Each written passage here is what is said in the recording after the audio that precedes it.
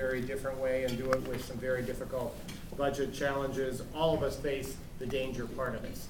It's essential for us to also see the opportunity part of this period of time, because if we do this right, look, I would rather not be in this situation, but if we do this right, the crisis becomes a wind in our sails to have innovation and change in a way that really delivers for people.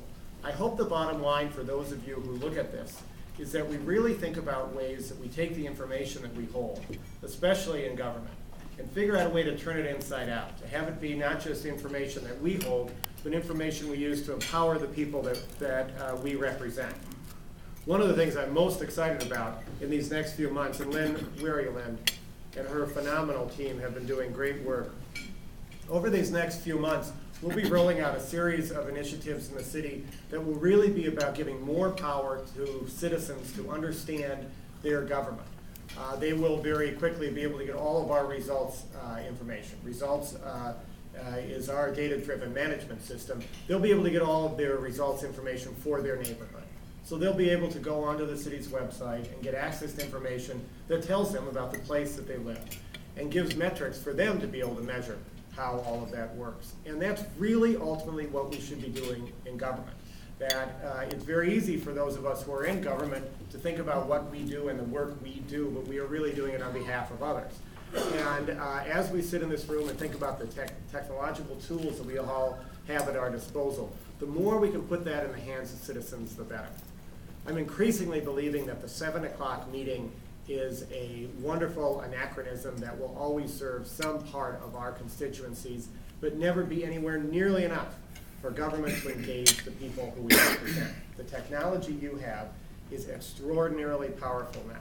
So let's put ourselves in the hands and the heads of citizens and try to figure out a way to use this technology to empower them.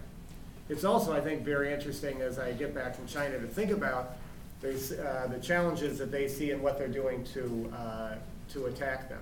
Now, some things don't translate, and frankly, they shouldn't. Labor costs, labor on many levels, those situations are very different here, and I'm very happy about that.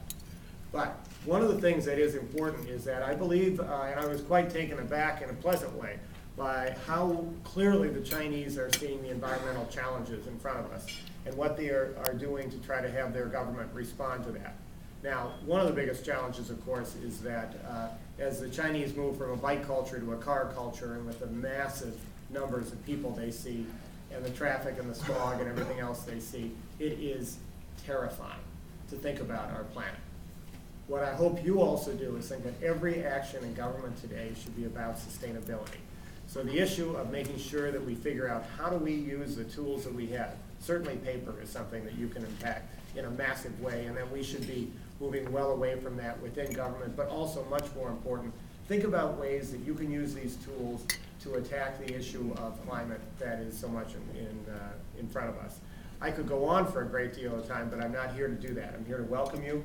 I'm here to say have a great conference. I'm here to thank governing, which has been not only phenomenal with this conference, but a phenomenal tool for all of us in governance, because so often when you're in government, you sometimes sit at your desk and think I'm the only one who really gets this, and you pick up governing and or go online and access governing, and boy, it is a comfort to know there are others out there.